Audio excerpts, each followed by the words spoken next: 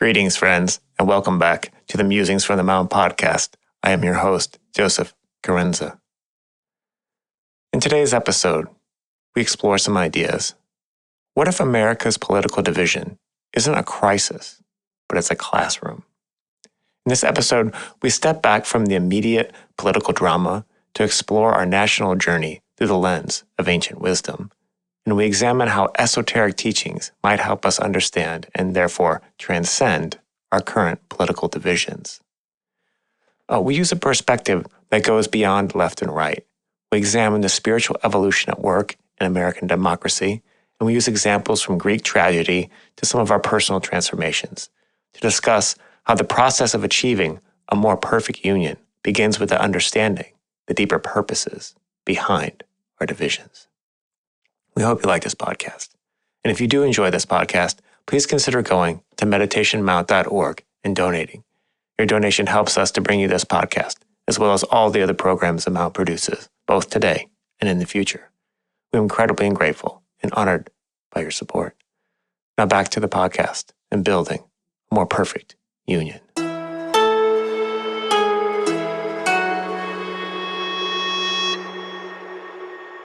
We live in interesting times. It's a blessing and a curse. But we are in a post-election United States. It's December of 2024 when we're recording this. And something that we've noticed is a bit of malaise among, we're recording this in Ojai, in the Ojai Valley in California, probably one of the most liberal places in the United States. And we're, in one of the most liberal states. And our friends, our colleagues, people seem to have a certain malaise. There's certain, the election did not go well if you're of the left. If you're of the right, they won sweeping victories. They won every segment of the federal government. But we're sitting here and the people are scared. People are, they don't understand what's happened. They were told that this person is the new Hitler, so how could this possibly happen? How could this outcome happen? And so we tend to try to avoid getting too deep into the minutia of politics, and we try to take a 30,000-foot view of things. Yes. And we try to take and filter things through an esoteric lens, through a trans-Himalayan lens. I mean, even just when you start to do that, you realize, oh, wow, this is a big history. These are patterns that we see playing over and over again. But for the sensitive souls that are that are fretting away that the sky has literally fallen, what can we do? Wow. So what you've just described is the classic of winners and losers. And yet there is a deep desire inside the heart of our one humanity to create wholeness, to create a state of goodness, to create a more perfect union. But we go about it in different ways based on what we believe. And so it's usually a clash of beliefs at the early stages. And it's playing out the duality. And the thing about politics, we've named this before on the podcast, that one simple way of describing politics is the way we choose to live together and govern ourselves. But that has to start not just with the nation or our local council, it has to start with us as individuals. So I'd like to open up by looking at the politics of self. Yeah. You and I have got a whole community of beings inside of us. And, when I'm silent and I'm listening, there are lots of voices inside of me making their demands known, suggesting we go in this way or we do this, we do that. And then I go into a place of stillness and I call upon the true governor. Right. And the governor would be the highest elected official that I have access to, which is my soul. And the soul can hold everything. It can hold the duality. It can hold the differences. In fact, it is holding the one humanity, the overlighting soul of humanity is holding us. And yet we're not in communication with it. That's the thing we've said before, Joey, when we did the series on initiation. It's just like when you're in when you're the seed buried in the ground, there's this call of the light. You're moving towards the surface where the soil and the air meet, but you're not aware of the light. You just feel its call, the call of life. Mm-hmm. So there is this call towards a higher union, but we don't know what it is. And therefore, we go about it in a biased way. That's not a judgment, but we're biased. We lean one way or another. We lean to the right, we lean to the left. Now, how do you stand at a higher point?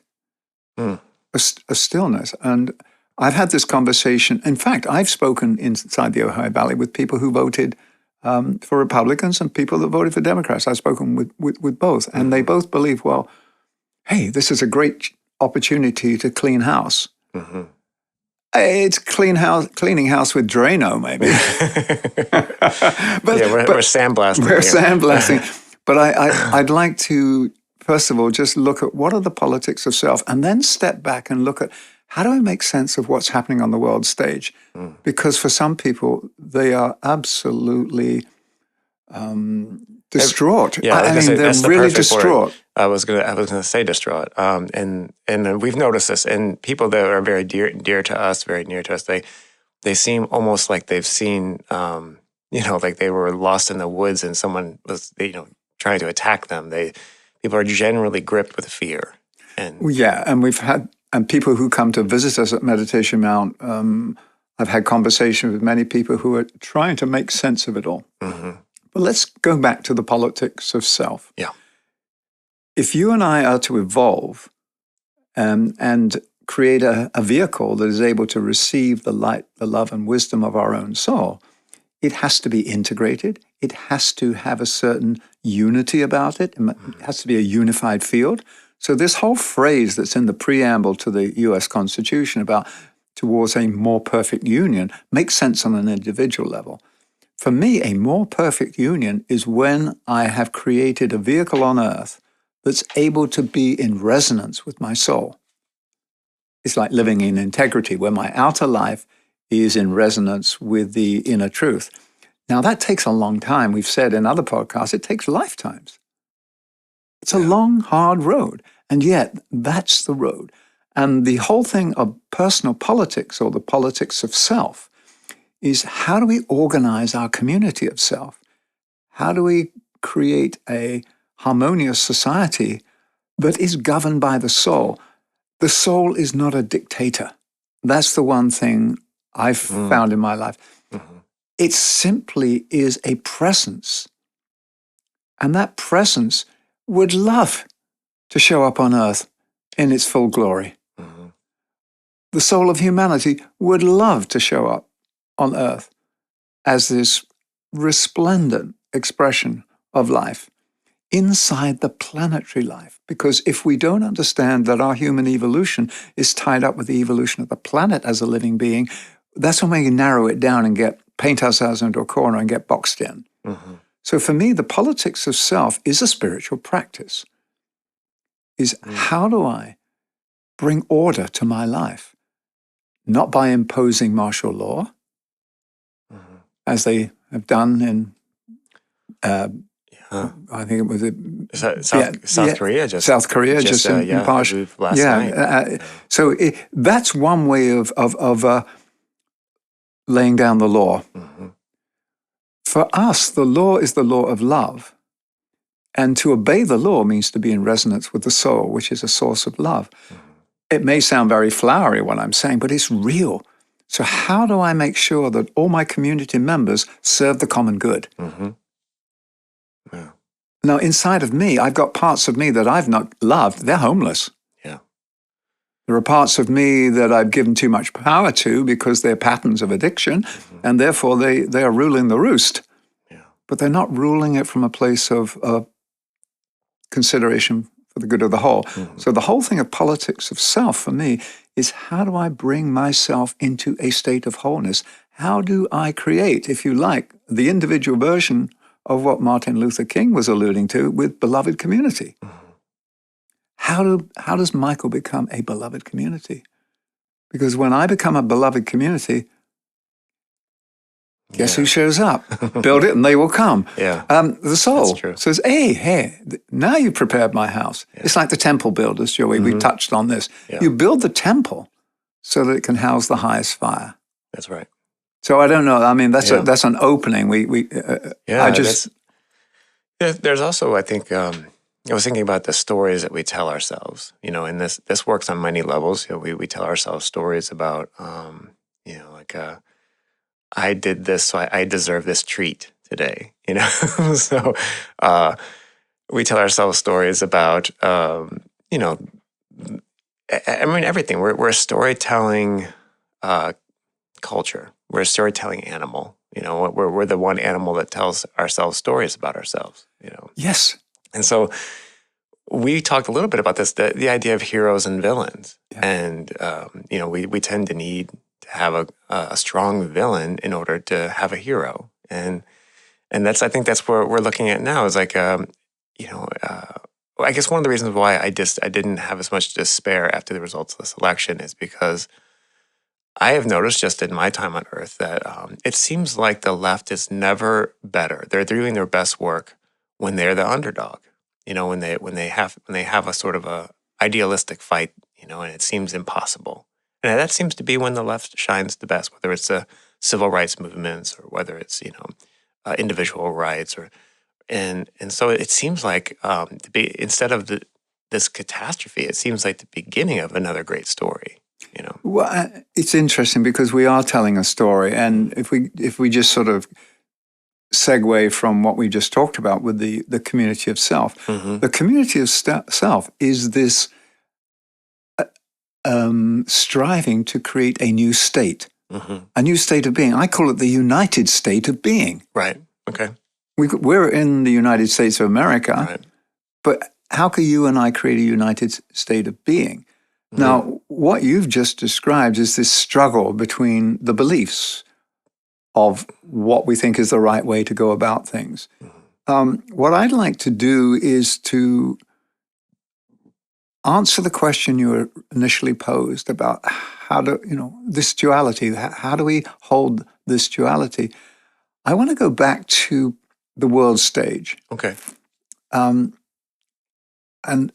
I'm reminded of, it was about 8 years ago, I was in Sicily, and I went to the town of Syracuse, where they've got this old amphitheater. It's a Greek amphitheater. I think it's 2,300 years old. And I saw a number of productions of Greek tragedies there. And man, they're heavy. It's like, so I was sitting there on these huge stones, knowing that over, 2,300 years, people have been sitting there watching this stuff, this longest running soap opera. Yeah.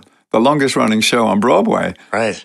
And I was actually thinking to myself, my God, some of these characters are despicable. Why do they let them on stage? Why are they not, written out of the script? What's the problem? Yeah. And then I was, actually, it was a time when I was watching one in particular, which was Electra. And they're all juicy. Yeah. So in Electra, you've got Agamemnon, who's the king of Argos. He actually sacrifices his daughter, Iphigenia, to appease the goddess Artemis in order to give him the freedom to sail off to Troy. And then while he's away, his wife, Clytemnestra, has an affair with his cousin, who proceeds to claim the throne in his absence. So it's another variation on the human story, or the human drama.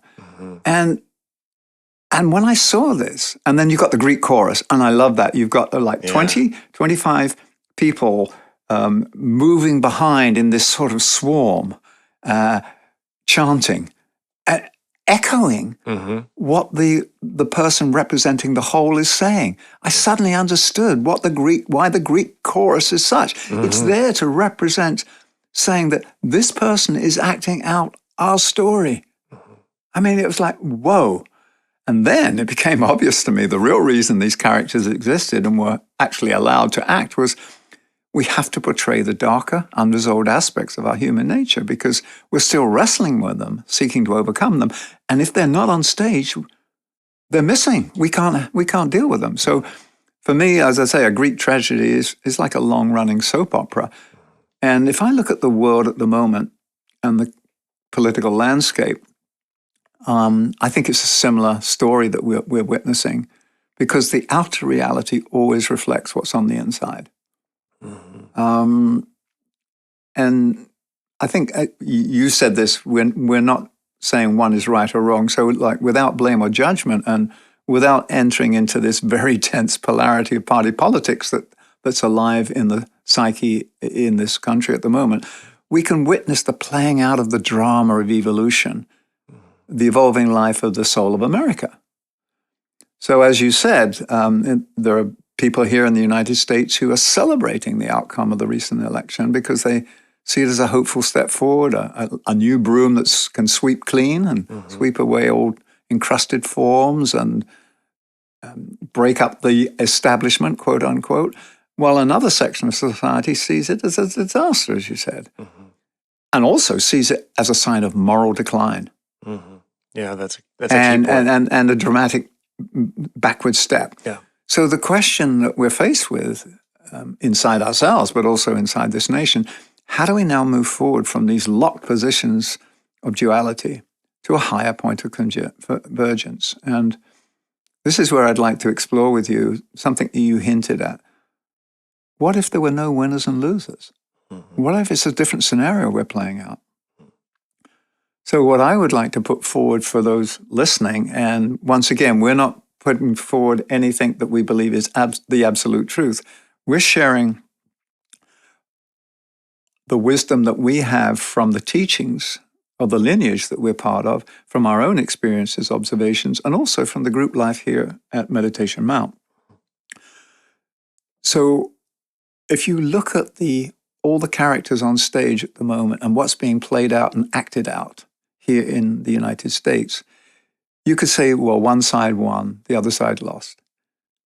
If you then put forward the notion, no, what we're witnessing is what I call the grace of tough lessons to be faced and learned. Because unless we learn how to resolve the differences, we won't extract the wisdom that is there inside these lessons. So do I see life as a classroom where we're here to learn together, or a courtroom where we judge each other? So politically, when you start judging each other, you make the other the enemy, the Antichrist, whatever it is. But what the Greek tragedists told me is that what's being played out by these actors and what's being echoed by the Greek chorus are the aspects inside of me, inside of our humanity that have to be resolved. Right. And if you don't name them, you can't deal with them. And something we've touched on, I think, last year was that what is a crisis? And a crisis is a point in time and space where everything meets. And all the things that have to be resolved come to a point of crisis. And it's usually a heavy time, a challenging time. But if you don't have a point of crisis, you can't deal with stuff. It's just floating in the ethers. It hasn't precipitated. So a crisis, in fact, is the opportunity to deal with stuff that hitherto has just been in the ethers. It's been abstract. Now you're bringing it down to a concrete focus. And so we are facing a crisis. And as we know, crisis is both danger and opportunity. The opportunity we have at the moment is to see that each other as parts of one human family, one nation, the United States. And our differences become the strength and not the divisive nature. So we break up the union and we have the disunited states. And it's played out spectacularly on the national level, but it's the same drama that you and I are going through in our own lives, Joey. Absolutely. And I think in some way this is there's been a clearing of the fog and immediacy to this. So, as long as it was kind of moving around, as long as a certain party won, it seemed like, okay, everything's okay. You kind of like get distracted and you kind of advocate your responsibility to bring your attention to both what's going on in the world and what's going on in your own life.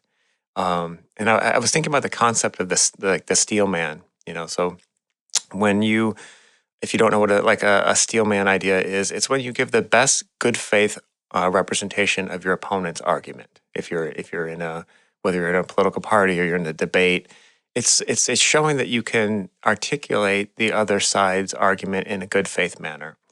And what I've noticed is that we have lost that ability to give a good faith assessment of what we feel like the other side is. And this is both sides. So it's interesting to see that, because we're not in alignment with ourselves. We're like a house divided. But that's a really good point, because in communications training, we ask, this is what I heard you just say. Right. Yes. Am I getting this right? Am I getting this right? This is what I heard you say. Yeah. So you're checking, but you're sharing back with your perspective. And sometimes the other person hearing back from your perspective what they just said, it enlarges their understanding, which is true dialogue. Right.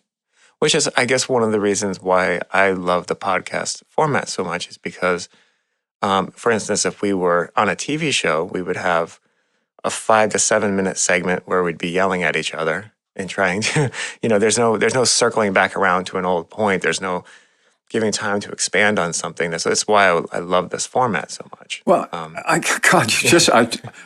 probably try to forget this, but I just remembered back in, it was like 1982.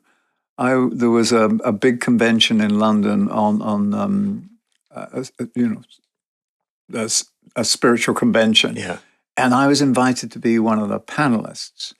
And there were 4 of us on the stage. There was a woman who was a European parliamentarian, and there was a few, and there was a guy who was an author, etc. And we met beforehand. We're all very friendly. So when it started, the guy to my left started to attack me, and just go flat out attack me. and afterwards I said, what was that about? Oh, he said, well, the audience really like a fight. We had to stimulate them. And I go, but was that what was in your heart? And I realized that everything gets acted out in order to be resolved. Right. So I may have an ideal, but in order to realize the ideal, I have to deal with the reality of where we're at. But I mean, that was shocking to me. It's like, just a minute. I thought we were friends. Yeah. Well, I mean, we forget too that everything is a show. The world's a stage. So if politics is it's especially in the United States, it's a bit of entertainment too. So right, and well, it's funny you say that, because when I reflect on the election, Joey, I've said that presidents and governments are not so much elected as they are precipitated from out of the collective psyche, because they represent a combination of our highest aspirations and those character impediments still blocking the way to a more united state of being. So everyone on stage represents the whole spectrum. Well, I really like that point you just made, and if we could maybe just for a second. So to me, like what I hear, and I try to bring my beginner's mind to this. So this is a problem we have that's going to keep showing up until we deal with it, and it's going to show up in different forms and different personalities.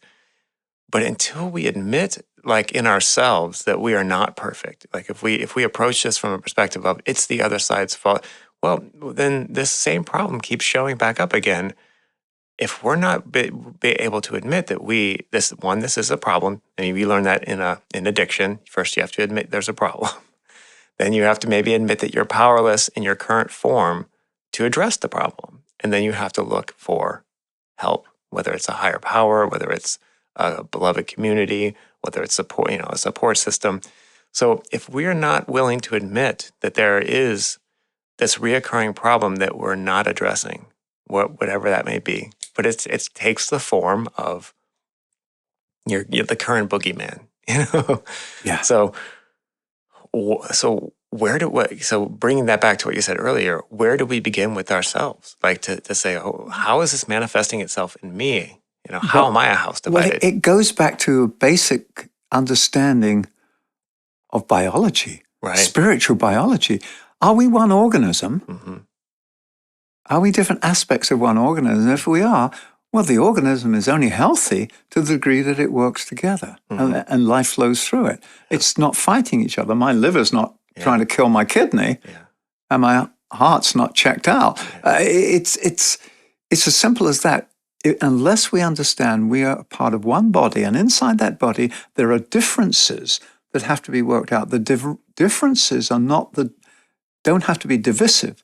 They can actually be the strength of our diversity. And that's what we haven't got, because we touched on this several times, Joey. When I believe something and become fanatical about it, it's a fixed belief. And I will die rather than let go of, I will die. Yeah. This is the hill I will die on this hill, and it's my belief. Yeah. And we think we're dying for principles or protecting principles, but it's a fixed belief. So when these fixed beliefs go on the battlefield together, they see each other as this other fixed belief is standing in the way of the truth. And God bless the theosophy group, or the Theosophical Society, because their main motto is there is no religion higher than truth. There is no belief higher than truth. The beliefs contain an aspect of truth, but it ain't the whole thing. And so what you've just described, particularly in the United States, until we realize that we're part of one body and each of us can contribute to it, it's the unwillingness to accept that the other person has a gift to give, which is what you just said. Yeah, I think that's absolutely. It's this is it's like the left hand and right hand are not speaking to each other, and then you're actively, if you're trying to wash the dishes and one hand is throwing the dishes across the floor, and the other one's spraying, yourself spraying yourself in the face with water, you're not getting anything done here. They're dishing out punishment. That's right. I mean, that's maybe not the greatest analogy, but no, but it's a good one. It's that's kind of what I see is that we're refusing to acknowledge that we're one group. But let's go back to the point you just raised, which is really important. That we are not yet perfect. What does perfect mean? Yeah. Perfect means a state of cohesion, coherence. And because at this time in our evolution, individually and as a society, we still are working towards a more perfect union. Therefore, we're not perfect. We're perfect on the inside as the ideal. But the ideal only shows up in time, space, and substance when it's realized consciously and acted out. So the other point that you made, which is, what we're seeing now, nothing anymore can be swept under the carpet. Yeah, I think I knew you were going to bring this up, and it's one of my favorite subjects. But let's get into that a little bit, because this is something that has been extremely useful, I think, to those that find themselves in a position to rule for most of human history.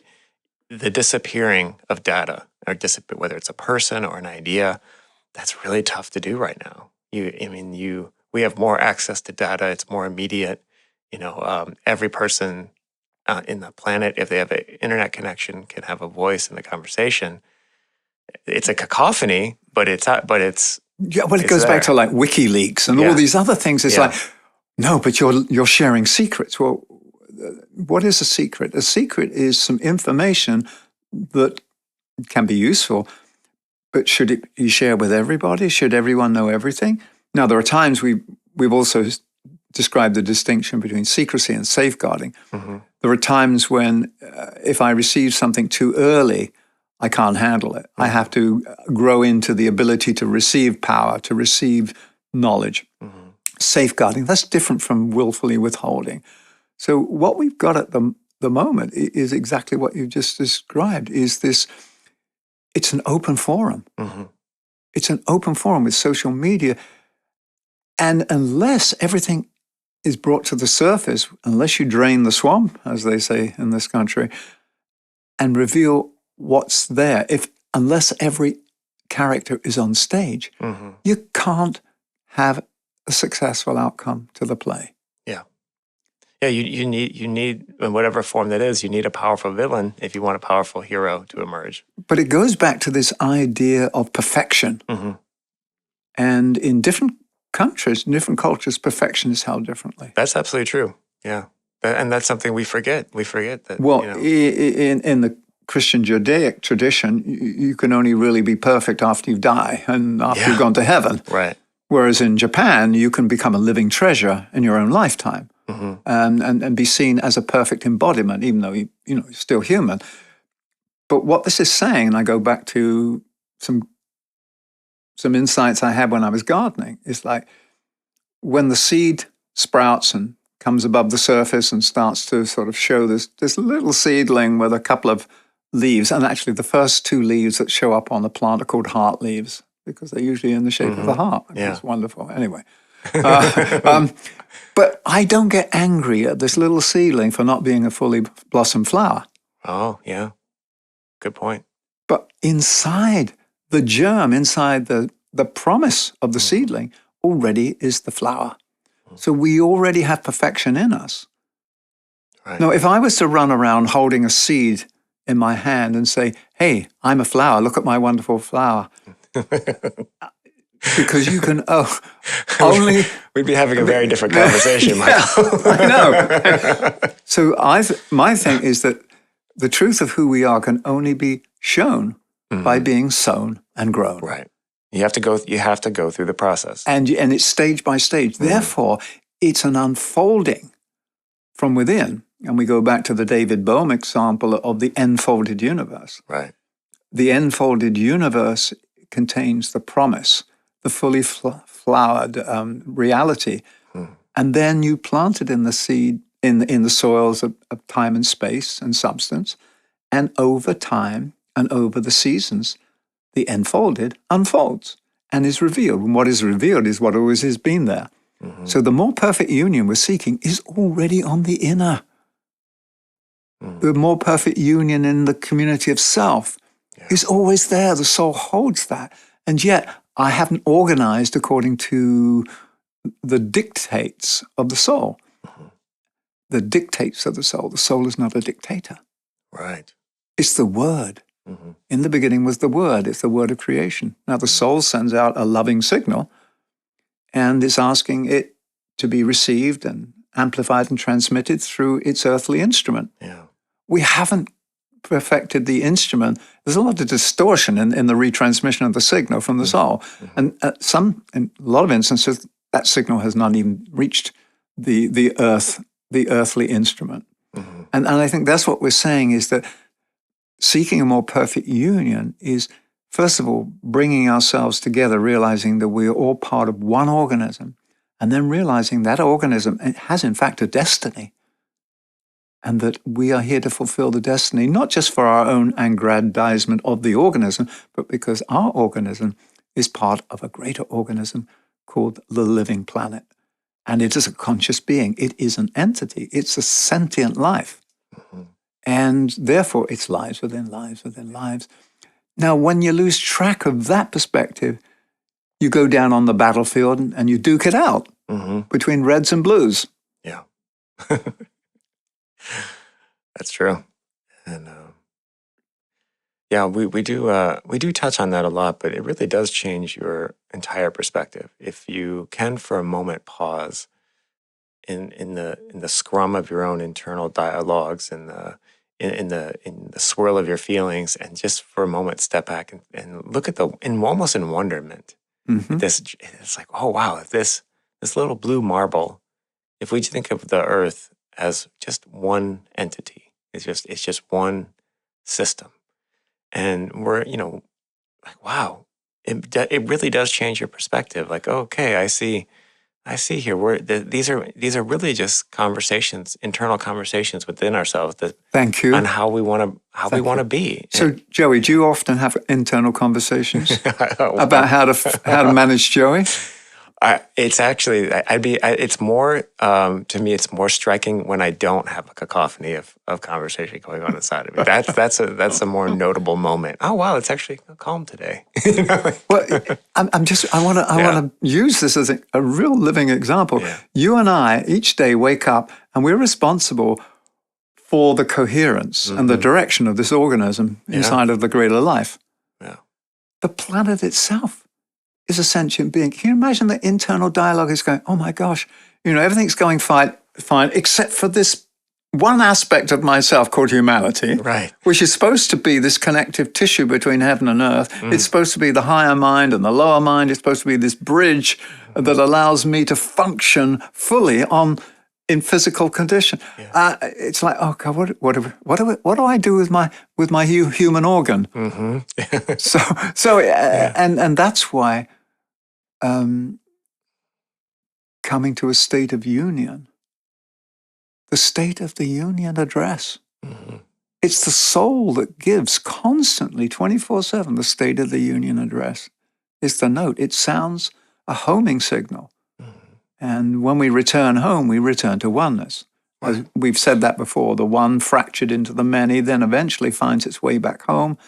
And the many realize that they are, in fact, aspects of the one. And the one that comes back home and is self-realized has a greater knowing of itself than the one that remained before it was broken and went on this journey. That's this whole interpretation of the journey of the prodigal son or prodigal daughter.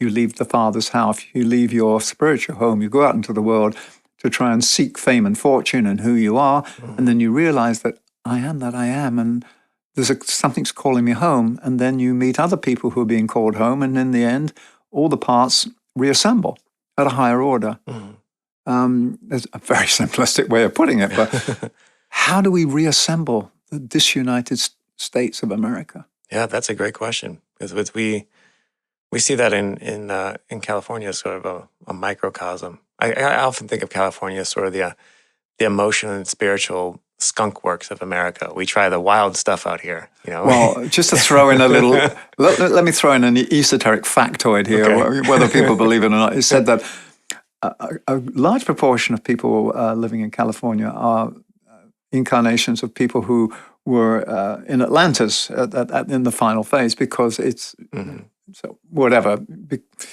whether that's true or not. Anyway. But I just want to go back to the United States, where we are now. Every country has a motto. And when you look at the motto for the United States, it's actually in Latin. It's not in English, it's in Latin. So thank you, the Spanish speaking. Or they started out as Latin. Yeah, the Romance. E pluribus unum. Out of many one. Out of many one. But it really is out of the one were many, and out of the many one. So for me, it's only half the formula. Yeah. But out of many one, which really says that the way that we create union is by consciously realigning with our highest aspirations, which is the American dream. And the American dream got derailed because it was all about how much you could own and your position in life. But the dream really is a more perfect union. So e pluribus unum really is the task, not just of this nation, but if I was to look at the whole sweep of human history, I would say it's also the motto that accompanies our journey as human beings throughout the ages. Out of many one. We're on the way back home. Wow. I think that too, if you examine that just for a minute, the concept of balance and out of many one, and it doesn't mean everyone's in agreement, because a balance, if everyone was in agreement and you were all on one side of the scale, it would drop down and we wouldn't have any balance. You know, I think sometimes we forget that we don't have to be in perfect agreement. In fact, sometimes we need to be perfectly at odds in order to balance. Well, and this is where I've used, particularly with people who came to the Mount distraught, I use this image of it sounds like you're on this pendulum. You're swinging between fear, loss of hope, and all of this. I said, remember that the pendulum actually hangs from a higher fixed point where it is still. What you're doing is experiencing the arc that's being described as it swings between the two poles. So the poles are what life uses to create. You know, it's the masculine, feminine poles of the cosmic magnet that create the child or the offspring of creation. So those are in play. So duality, if you like, is the mechanism of creation. But if you get caught in the mechanism, you're going to get chewed up. So if you stand at the still point, and the still point for me is a point of loving kindness, compassion inside the heart, where I can hold all things. And then I know that every person's contribution is needed. However, that contribution at the moment, including my own, may not be perfectly shaped. It may be distorted. So we're in the process of shaping something new. You go back to, the sculptors in the world. It's only when they've finally done that last chisel and that last polishing that the statue actually shows what was originally held as the ideal model. At the moment, we are very rough-hewn. Yeah, absolutely. And we don't see the beauty that lives inside each of our attempts. We only see the roughness of what it looks like now. And therefore, when we're in a classroom, we help each other grow. When we're in a courtroom, we judge and condemn. Yeah. And you talked about the Supreme Court. Well, what is the Supreme Court? The Supreme Court, for me, is a coalition of loving and wise beings. And it's that distinction of, am I living in a classroom or a courtroom, has helped me get out of some situations where I'm at odds with people. If we're in a classroom, you're learning, and this is what your learning looks like at this moment. This is what my learning looked like. And how I'm standing at the moment is a little,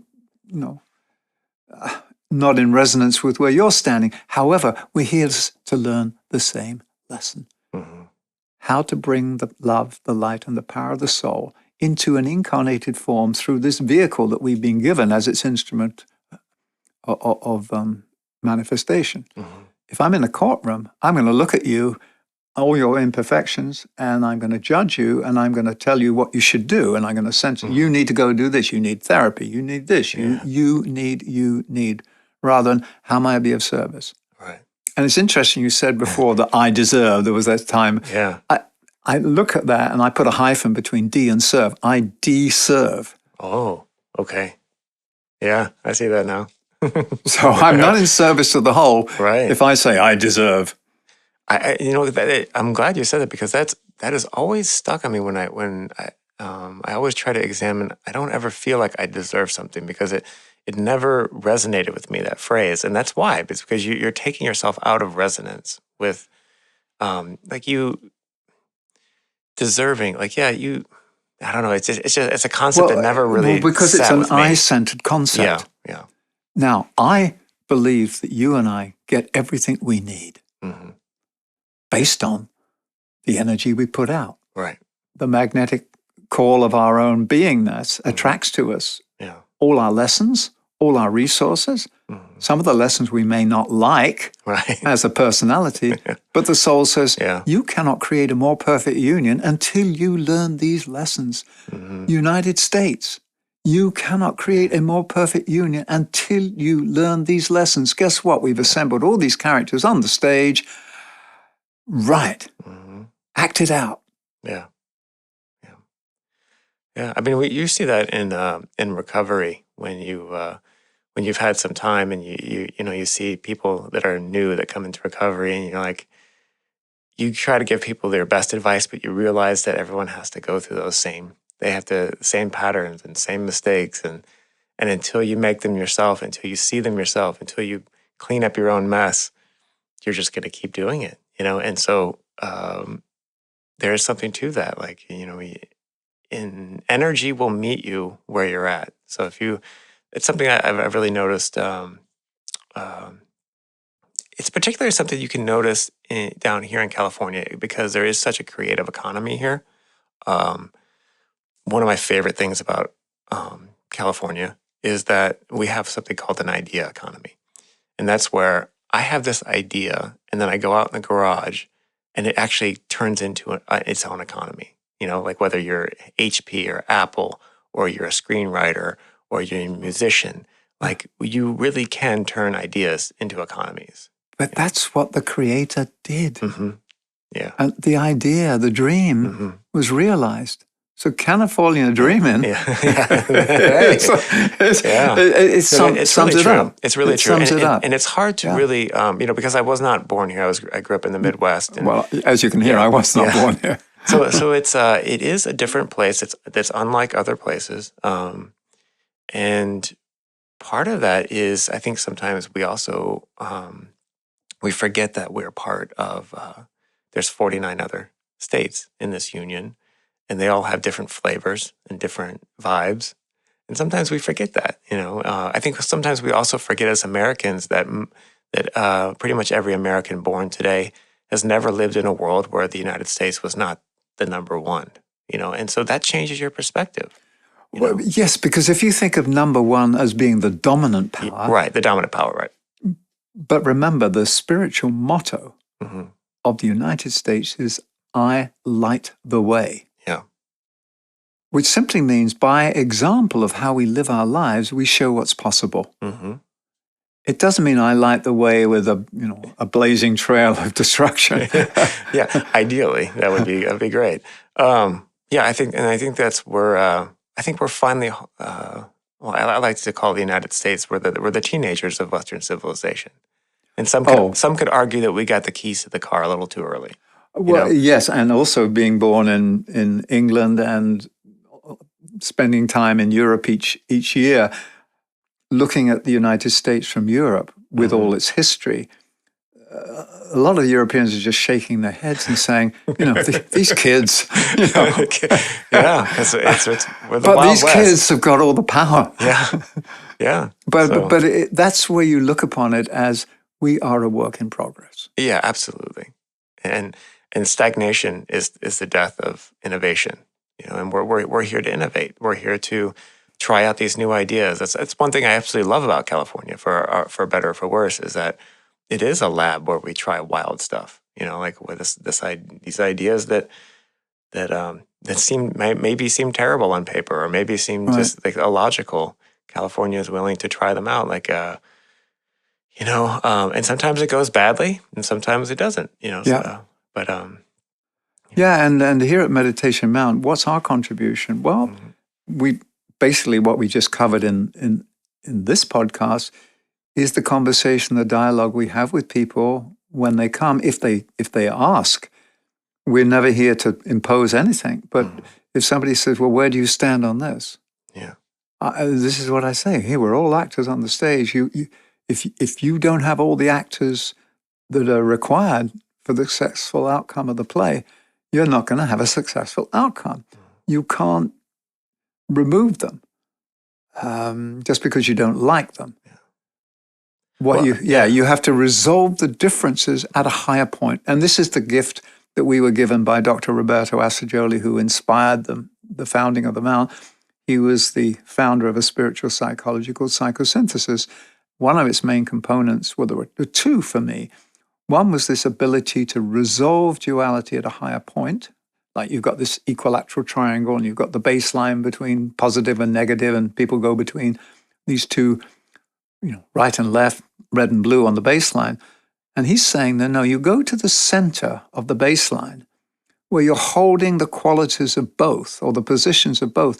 And then you start to move upwards towards the apex, bringing with you the best.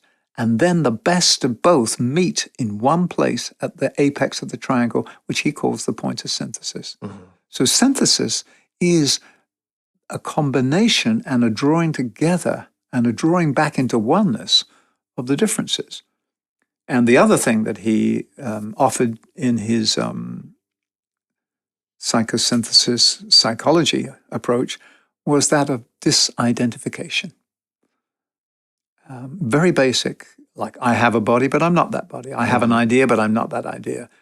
And we go back to Michael and my role in the world. I'm here at Meditation Mount. Meditation Mount is not my identity. It's my place of service. My identity is a deep beingness that lives inside my soul that I'm seeking to express. So all the time you disidentify, and when you disidentify, you liberate yourself, and then you identify with something greater than you did before.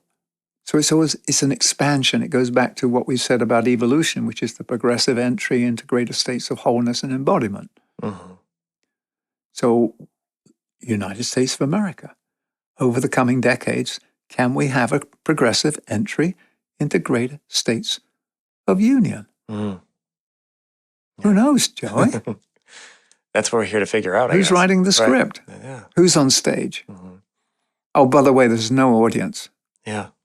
We're all on the stage together. Yeah. And it's how much you want to participate, you know. That's the question. What's the big takeaway from our conversation today? Well, one last kind of point I wanted to say is like when people do come up here, and this is something that I've noticed, you know, in my entire time here, but specifically recently, one of the benefits of having a lineage like the Trans-Himalayan lineage is that it's a very long lineage. It predates the, you know, Abrahamic religions. It predates much of Western civilization. And you realize, like, when you're looking at that much history and that much data, you really start to see patterns. And within that, you realize, like, and it goes back to the classic Douglas Adams, don't panic. You know? So, you know, you've got this great history of like just trials, tribulations. There's so much to draw from. And so you realize that, you know, okay, we've seen this pattern before. We've seen this show before. It's just wearing different costumes this time. I like that because, in fact, if you look at pattern recognition, Mm-hmm. when you look at the Ageless Wisdom teachings, pattern recognition, what we are being tasked with working on here at Meditation Mount are three principles that are the patterns that are recognized when you look at the Ageless Wisdom teaching. Mm-hmm. And the three principles that we work with here are called essential divinity, goodwill, and unanimity. So the principle of unanimity affirms that the life is one. Mm-hmm. We're part of this seamless web, this interdependent matrix of lives. Mm-hmm. Therefore, as they say, that thou canst not touch a flower without troubling a star. Everything's connected. And then the principle of goodwill says that love lives at the heart of every person. In fact, it lives at the heart of creation. It is the fire that lives at the nuclear heart of creation. And it lives inside of us. And then the principle of essential divinity that says, yes, this love that lives inside of us is a spark of the Creator. You and I, in fact, are fractals of this one life. So the pattern recognition of these three principles is the work that we do here at Meditation Mount. Plus, we use what you just described earlier. We create these new memes, these ideals, these, if you like, spiritual architecture, which are the seeds of the future. And we create these energetic seeds with the focused energy of group thought and the group heart. And then we plant them in the ethers. And then people pick them up in the ethers and they enter the fertile soil of their imagination and they take root in their lives. Mm-hmm. So that's one way in which, you know, we're connected here with the Ageless Wisdom tradition, because that was our assignment. You know, as you say, it's vast. And we were asked through, Dr. Assagioli was asked by his teacher, hey, here's something that's needed on the planet. If people could understand that they're essentially divine, that love flows through everything, and we're all part of one life, that would go a long way to laying down a solid foundation upon which we can build a new society, because any foundation less than that is going to crumble, and you don't build your house on shifting sands. Mm-hmm. So, you know, that's like in a nutshell, sort of where we fit in. But you're absolutely right. The Trans-Himalayan tradition, well, we call it the Ageless Wisdom teachings. Mm-hmm. And we said it's not ancient wisdom, it's ageless. And in time and space, it gets packaged differently to meet the needs of that civilization or the needs of the evolutionary point that humanity has reached. Yeah. And we're at such a point now that we are attempting, and this is why you instigated these podcasts all those years ago, 3 years ago, mm-hmm. is to help bring these ageless teachings alive in an applicable manner, something that makes sense. You go, oh, well, yeah. So it's not they're not disconnected. And I guess that's the antithesis of union is disconnect. So how do we create a more perfect union? We bring everything together. And what is the force that brings things together? What's the magnet that calls everything together? Love. Hate just pushes away and separates. Yeah. The cleavages in our society are caused by hate. Yeah. The union is caused by love. That's beautiful. I think that's a great place to end. I don't know that I could add any more to that. That's a beautiful wrap. Yeah, more love. Thank you, Michael. That was beautiful. Thank you, Joey. Okay.